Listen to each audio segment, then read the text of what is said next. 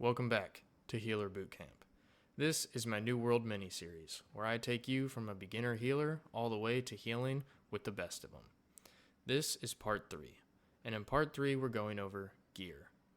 So, you've heard the term BIS, or seen BIS in chat. That stands for Best in Slot. So today we are going to go over my personal opinion on what is considered the best in slot for healers. I apologize for the short delay in videos. It's been a couple days or about a week since I uploaded last.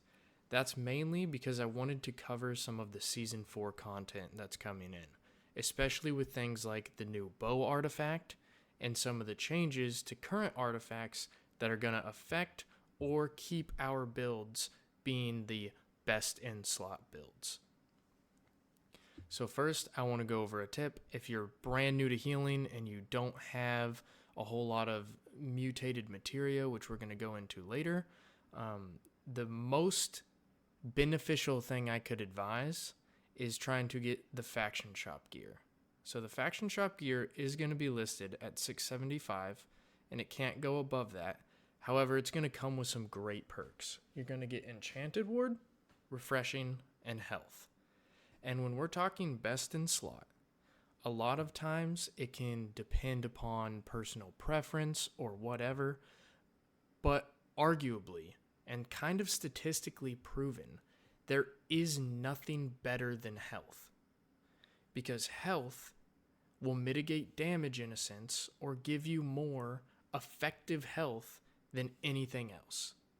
It's been proven. I believe Duke Sloth has a video on it, so shout out to Duke Sloth, where they actually have health on gear and then compare it to physical aversion, compare it to elemental aversion, compare it to grit ward, compare it to all these other things that are going to try and mitigate damage.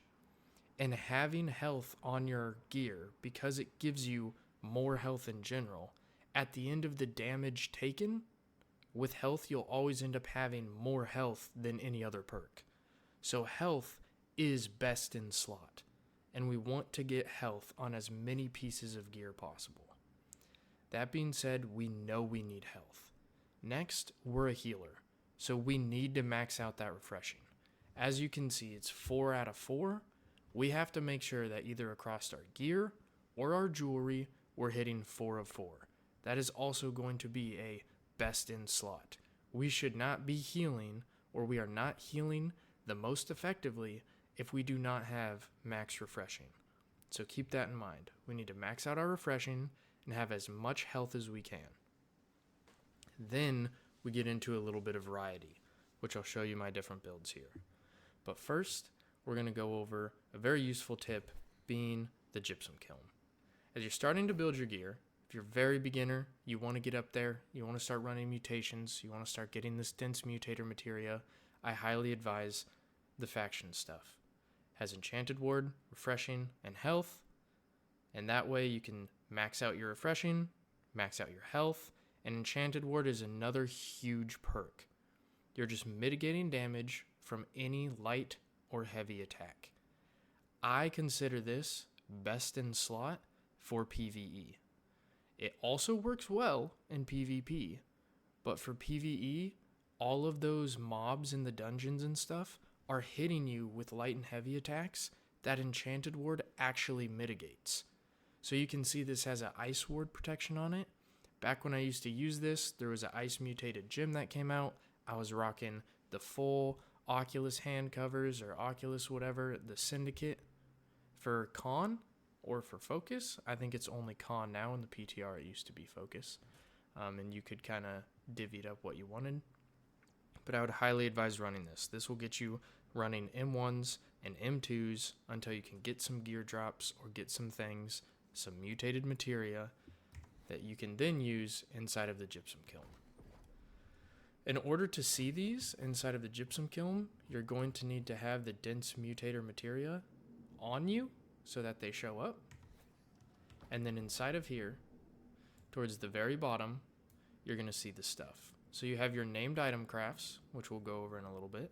Then you also have your unique replicas from the mutation, right? So dense barnacles materia. Because I have enough, I can craft this.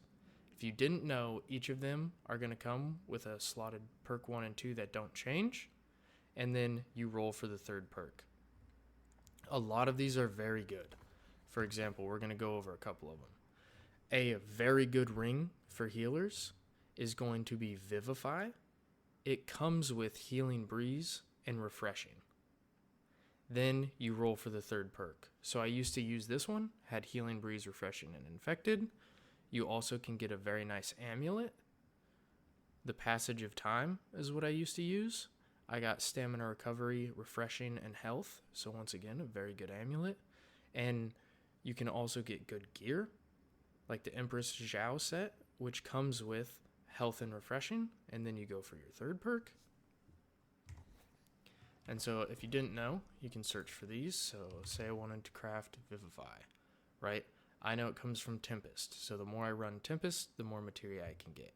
Or if you have not used any of your crates from the season pass in season 3, you get a lot of this materia from that. Comes with Refreshing, Healing Breeze, and then a third perk. Focus, automatic 700 gear slot piece. You're going to bump that up. Same thing, we're going to go over to the Passage of Time. Boom. From Laz, I almost have enough to craft another one if I wanted to. Comes with Refreshing and Stamina Recovery. This is a huge way to start to build towards that BIS. Get your gear score over 695, which will allow you to do M3s, and you're going to continue to build off of this. So if you did not know, always make sure you are checking the Gypsum Kiln so that you can craft things to get you where you need to go. Now we'll talk about my actual gear slots and my gear sets. So first we're going to go over what I call my Ellie Health Heal. My Ellie Health Heal is my AoE healer. I'm in the backline. I'm a little more squishy than normal, but I've got maxed out focus, and I run Sacred Ground, Orb of Protection, and Beacon. So maxing my AoE. For an AoE healer, I'm in the backline. I'm using the rapier to get away from people, to riposte, fletch away. I want to stay in the back. I want to throw my AoEs into the clumps, stay alive, do healing. I cannot preface this enough. No matter what you are doing as a healer, I need you to put this in the back of your mind and remember it. A dead healer does no healing. It's so huge because the more you die, the more time you're going to spend trying to get back to your team, the more in a war you're on a respawn cooldown. Anytime you die, you're not doing healing. And I know that seems like obvious, but you have to prioritize yourself. I know our goal is to heal our teammates, but if they're getting yourself in a risky situation, it's your job to speak up, say you can't push in with them, say they're not going to have the support, because you guys need to play around your healer. If you're not a healer, help your healer out, right? Peel for him, get the people off of him that are in the back line. Whatever you have to do, remember, a dead healer does no healing. So because in my AoE build, I don't necessarily have that survivability because I like to max out my focus, I use the rapier. Fletch, riposte, different ways to get out of it. I use the finisher. I know I don't even have it leveled up, but the finisher allows me to get the attribute points that I want, and I'm really only using it to escape. I'm not attacking with it. I run Mending Protection. That's so I can get that increased healing anytime I throw that out. The life staff is what changes pretty much from build to build. The gear does as well, but one constant is I always run the featherweight. The increased survivability that featherweight gives you is astronomical. Highly recommend it. Next, I'm trying to mitigate damage. What do I take the most damage from? In this case, as a backline healer, running the AoEs, I'm getting hit by those muskets, those bows, and any sort of ranged attack. So I have slotted thrust ward gems to protect me from thrust. So that's going to cover my bow, my musket, the spear, the rapier, all of these things. And I'm running thrust protection amulet. So when I hover over, you can see that I have 30% thrust damage resistance. And then I'm going to cover all of the rest because sometimes you run attunement, So now your range is doing some elemental. So I have the rest of them slotted as opal gems, which gives me 12.5 resistance to everything else, on top of the fact that I'm running Ellie aversion, health, Ellie aversion, health, freedom, Ellie, health, freedom, Ellie, health, and then the featherweight never changes. Comes with refreshing, also gives me physical aversion, which is nice, and then I run fortifying sacred ground on it because no matter what build I'm running sacred ground. You don't have to. You could put a different perk here. In my personal opinion, I like having sacred ground. Goes with me for whatever I use. You could run the Fire of Life. This is one of those things that you can get from a dungeon or craft, and it comes with fortifying sacred ground. I like to slot out my life staff because they're more powerful on life staffs. So if I want minion protection, I use this life staff. If I want refreshing divine embrace, I use this life staff. If I want fortifying sacred ground and for some reason I don't have it on my armor, I can run this life staff. If you're a clap healer, you can run the purity of light on one. So whatever it is you'd like to do, I highly recommend having a piece of gear that never changes that you run sacred ground on. Once again, this is a named item conversion, so the wood grain helmet drops with Ellie aversion and health. Like I said, this is my Ellie aversion and health build. Because of the freedom or the featherweight chest plate, I get 2 pieces of heavy. So I have them both slotted in, my helmet and my gauntlets, to give me maximum survivability. And this allows me to once again create 700 gear. So on this, I have 2 freedom. I would like to have 3 freedom overall. I think I can upgrade these pants, play around with having shirking energy or not, right? Maybe slot it out for freedom. Either way, full elemental aversion, other than the chest plate that's locked in with physical. Thrust gems with a thrust amulet to keep me alive. And then elemental gems. This is my AoE from a distance glass cannon-esque healer. Next, I have my enchanted word healer. And you can see I've swapped out for the void gauntlet, and I've also swapped out for refreshing divine embrace. This, I'm with my group more. I'm not in the back line. I'm up front with them. You can see my perks have changed. Focus 370, con 170. I would eat food to get my con to 200 to give me that extra physical and elemental armor. Int doesn't need to be at 20. Currently the hand wraps that I'm going have 15 int and 15 focus, so it brings me there. But I'm trying to now run health, which we called BIS, right, on every piece that I can, and now enchanted ward. This is also the set that I use for dungeons. So right now you can see that this amulet has flame protection, and I have a fire ward slotted. I would change all of this gear except for the featherweight chest plate because I don't want to touch it, right? So it'll still have an opal. But everything else would get slotted with fire gems or ice gems or whatever gem the mutation is. And then the amulet would swap out. So if I was running it for PvP, I could throw my Tanglevine amulet back in there so that I have the thrust protection, or I could run like my passage of time, whatever you want to do. Currently, the amulet is this because of the mutations that we're running this week. On this, health, enchanted ward. Vigor, not necessarily BIS, but I got my piece that's health enchanted ward. Then I get health enchanted ward refreshing. The Azoth crystal gear, if you can craft them to be 700, comes with refreshing and health. Once again, you need both of those perks. Those are BIS for you as a healer. It comes with enchanted ward and refreshing. Sorry. And you can roll for health. If you can get a piece with enchanted word refreshing health, incredible. You're going to want that anyway. Keep rocking that. So enchanted ward health. Once again, enchanted ward health. Strike conditioning, maybe not the best, but a good piece. Enchanted ward and health. This one, it's not going to change, right? We're going to run this featherweight because we want those heavy pieces.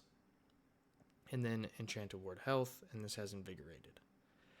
This gives me so much survivability, way more so than the Ellie health heal in a sense.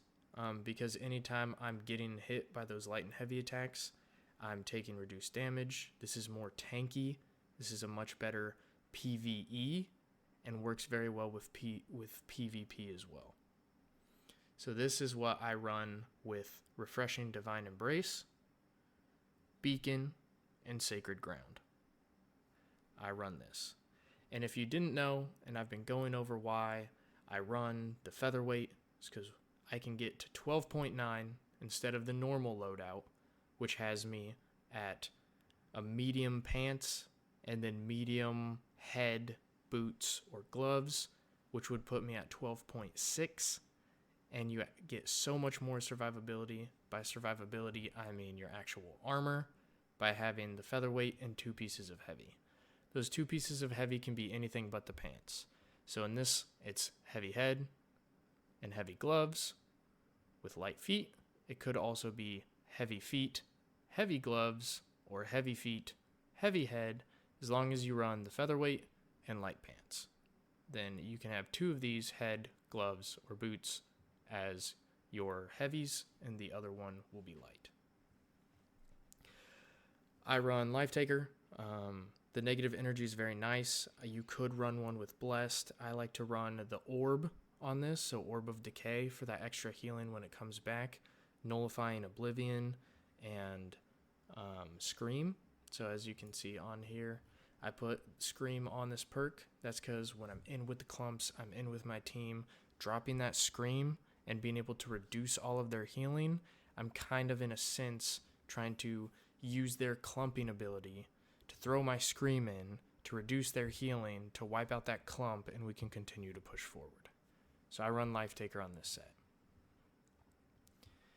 If you have any questions, please let me know in the comments. This is the gear that I run. I run this for PvE. I run this for a more tanky healer. I'm going to run 200 con, then the rest focus.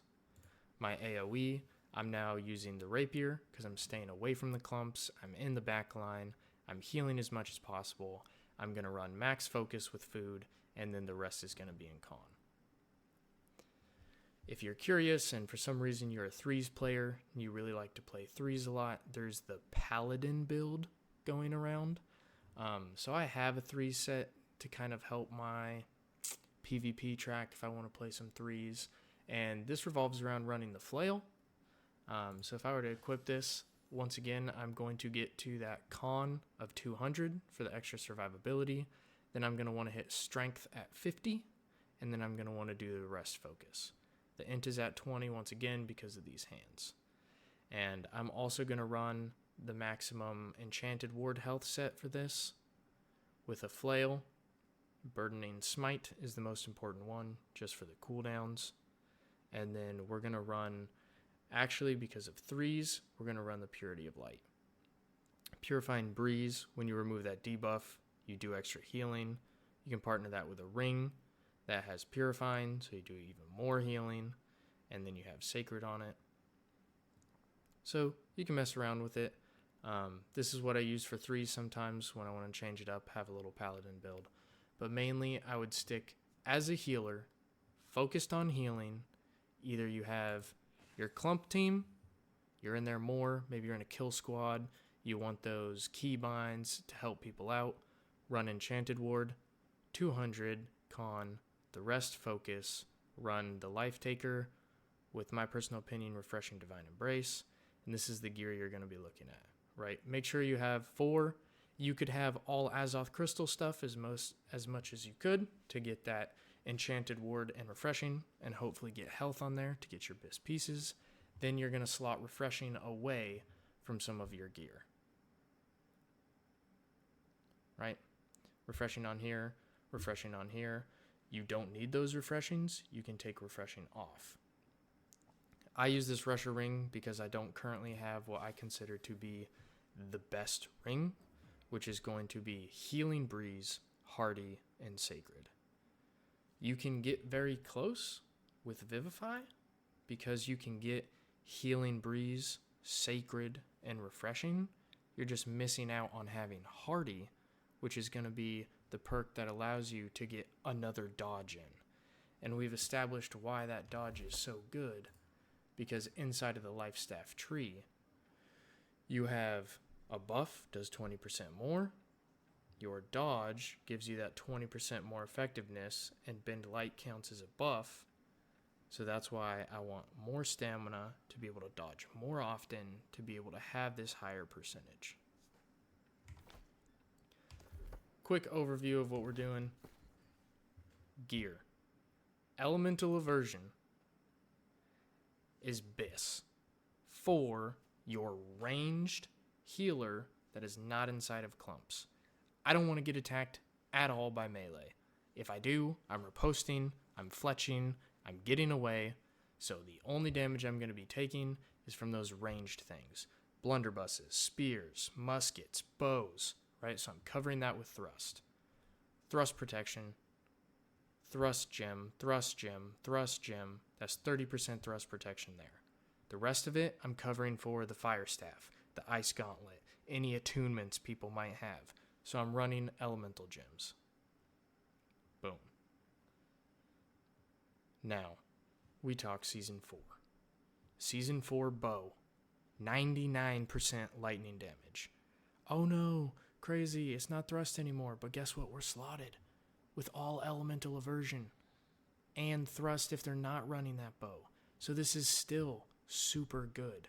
Also, the fire staff, the only thing that gives me trouble right now is when someone is running the Inferno, which changes to 99% strike damage. So now something ranged is doing a lot of physical damage against me that I don't have procced. But guess what? With Season 4, they are changing the Inferno to do fire damage again. So one less thing I have to worry about. Ranged fire is the same thing that elemental aversion is going to cover, and my elemental gems. So we're covered there. Huge, highly recommend run this. Now, to actually slot your enchanted ward, if you're not running dungeons, I would suggest maybe having the thrust protection still amulet or a void protection for the abyss. And then diamonds aren't necessarily bad. I still think diamonds work, right? Cover that physical because you're in the clump more, and then have a little bit of elemental. That's good. You can play around with them a little bit. I do advise this build over this build for beginner healers. I think having the extra survivability, getting used to your keybinds, being able to keybind certain people, because you lose any single target heal when running this build. So there should only be a certain amount of AoE healers in your group, in your war, and whatever you're running, because you lose the ability to directly heal someone from low to full. Very niche, very high output, healing more members of the team with more frequent heals, but maybe not as strong, right? I have so much fun playing the Enchanted Ward Healer. I feel very tanky. I get to be in the action, screaming the people, hitting my keybinds, staying in there. 200 con, rest focus. So once again, go after as much things as you can get from the Gypsum Kiln. They are going to give you the max 700 gear. You can get all of the Azoth crystal stuff, a lot of dungeon stuff, and your goal is to build yourself with as much health as you can, max your refreshing, and then have Enchanted Ward as your third or Elemental Aversion as your third. And that is the quote-unquote best in-slot healer for what you're running. AoE healer, keybind clump healer. That's how you're going to do it. Let me know if you have any questions. I'll answer them in the comments. And the next video is coming up. We're going to have a voiceover of me going through the gameplay and showing you how to maximize all of these things we've talked about. From the playstyles, to the gear, to watching your buffs, and maximizing your healing output to be the most effective healer.